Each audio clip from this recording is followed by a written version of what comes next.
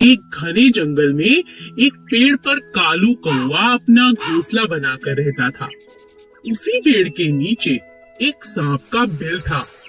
एक दिन कालू जब भोजन की तलाश में गया तो पीछे से सांप ने उसके अंडों को खा लिया। जब कौवा वापस अपने घोंसले में आया तो अपने बच्चों को ना पाकर बहुत उदास हो गया।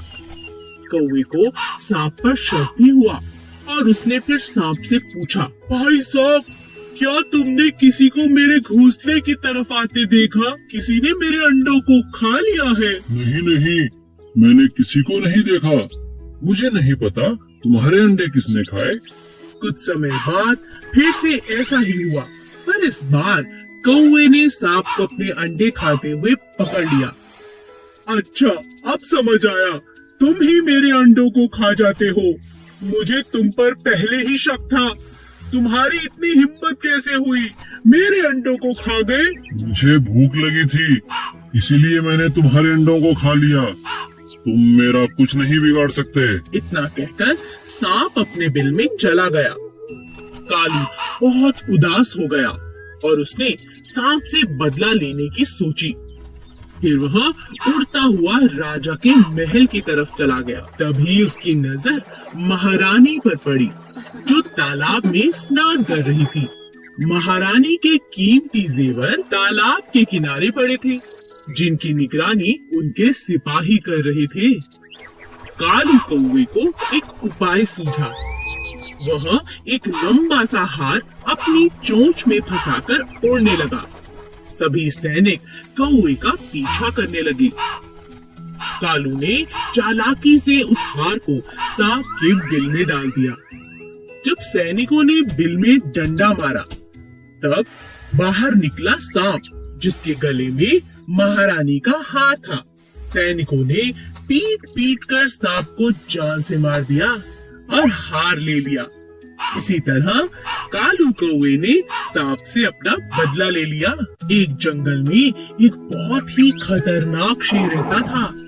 क्योंकि वह जंगल का राजा था, इसीलिए वो कभी भी किसी को भी खा जाता। एक दिन जब राजा अपनी गुफा में आराम कर रहा था, तभी एक छोटे से चूहे की नजर शेर पर पड़ी। अरे वाह, इतना बड़ा शरीर, इतने बड़े बड़े पंजे, इनके तो दांत भी बहुत नुकीले लग रहे हैं। शेर राजा जी का तो कोई मुकाबला नहीं कर सकता। तभी सब जानवर इनसे इतना डरते हैं। चलो गुफा में अंदर चल के देखता हूँ। जैसे ही चूहा शेर के पास पहुँचा, अचानक शेर की आंख खुल गई और उसने चूहे को दबोच लिया। अरे वाह, आज तो भोजन खुद चलकर मेरे पास आ गया। मजा आ गया। मुझे माफ कर दो राजा जी, मैं तो गलती से आपके पास आ गया। मुझे खा कर तो आपकी भूख भी नहीं मिटेगी। हो सकता है मैं आपके कभी काम भी आ जाऊं। चूहे की ये बात सुनकर राजा के मन में दया आ गई और उसने कहा, ठीक है, वैसे भी मेरा पेट आज बहुत भरा हुआ है। जाओ, मैं आज तुम्हें छोड़ता हूँ, लेकिन दोबारा ऐसी गलती मत करना। और इस तरह चूहे की राजा ने जान बख्श दी। एक दिन राजा शेर भोजन की तलाश में नदी किनारे पहुँचा। वहाँ उसे शिकारियों ने अपने जाल में फंसा लिया। गुस्से में आकर शेर जोर जोर से दहाड़ने लगा। ये तो राजा जी की आवाज है। लगता है हमारे राजा किसी मुसीबत में है। चलो उनकी रक्षा करते हैं। चूहे ने जब शेर को जाल में फंसा देखा तो अपने दोस्तों के साथ तुरंत जाल को काट दिया और अपने राजा की जान को बचा लिया। शेर को ना पाकर शिकारी भी भाग खड़े हुए। उस दिन के बाद से शेर और चूहा अच्छे मित्र बन गए। एक सीधा सादा हाथी और एक चालाक लोमड़ी दोस्त थे। दोनों साथ में घूमा करते थे। एक दिन वो दोनों भोजन की तलाश में जंगल में इधर उधर घूम रहे थे कि रास्ते में उन्हें एक शेर मिला। आओ, मुझे तुम्हारी ही तलाश थी। अब तुम दोनों में से एक मेरा भोजन बनेगा। ये सुनकर हाथी बहुत घबरा गया। उसने लोमड़ी से कहा, तुम शेर से बात करके देखो। ठीक है। शेर भाई जरा मेरी बात तो सुनो, आपके कान में कुछ कहना है। कहो।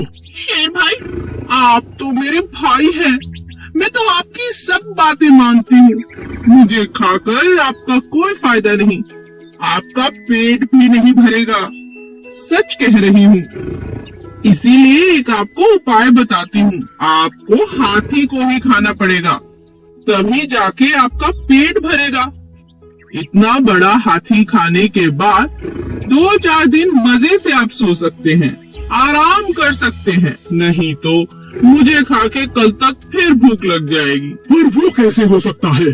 मैं तुम दोनों को खाऊंगा। अरे नहीं, आप मेरी बात मानो।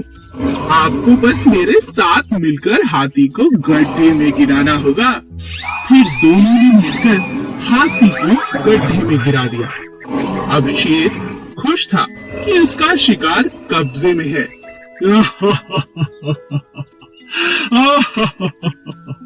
अब तुम इधर आओ चालाक लोमड़ी। खुद को बहुत चालाक समझती हो। अपने प्रिय दोस्त हाथी को भी मेरे लिए धोखा दे दिया। ऐसा कहकर शेर ने लोमड़ी को अपने पंजों में पकड़ लिया और उसे खा गया। जो दगाबाज थी